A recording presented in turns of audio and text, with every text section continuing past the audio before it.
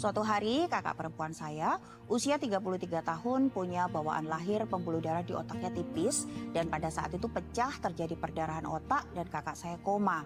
Masuk ke ICU dengan saturasi oksigen tinggal 20% dan sudah organ failure. Sehingga jika tanpa obat dan alat di rumah sakit maka tubuh sudah tidak berfungsi. Kolega senior saya bilang obat dan alat sudah mentok, rumah sakit sudah tidak bisa berbuat apa-apa lagi. Pada saat itu saya panik, berusaha mencari pastor atau siapapun yang bisa doa kesembuhan untuk kakak saya. Tapi Tuhan ingatkan saya lewat teman saya, ngapain kamu sibuk cari orang lain? Kamu juga bisa minta sama Bapa di surga. Tubuhmu adalah gereja Tuhan. Yuk berdoa sendiri, minta sama Tuhan Yesus. Saya keluar dari ruang ICU dan menangis dengan putus asa. Nah, saat saya menangis, saya mendengar dengan keras di telinga saya, mana imanmu? Cuma imanmu yang sembuhkan kakakmu. Saya buka mata dan lihat di sekitar saya nggak ada yang bicara sama saya. Jadi saya yakin itu pertama kali saya dengar suara Tuhan. Sejak saat itu saya pegang teguh iman dan minta sama Tuhan. Setelah berhari-hari pergumulan saya, ada satu malam saya berdoa di luar jendela ICU tepat di atas kepala kakak saya.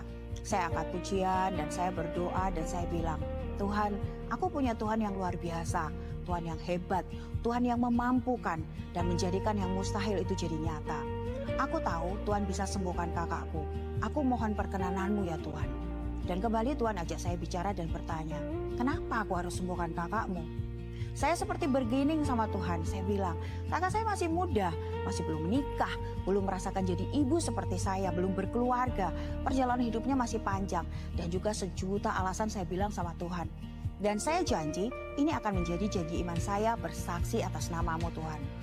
Saat itu juga saya merasakan suasana yang sangat sejuk, damai, dan saya mendengar Tuhan berkata, iya, aku mau.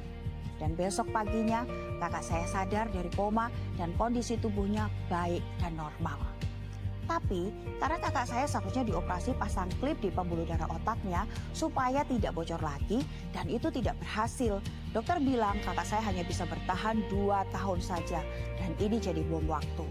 Saya tanya ke kakak saya, apa yang kamu rasa waktu kamu koma?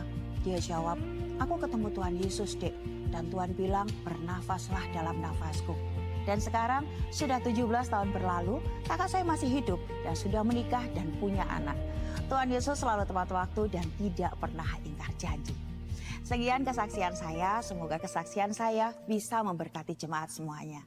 Tuhan Yesus memberkati.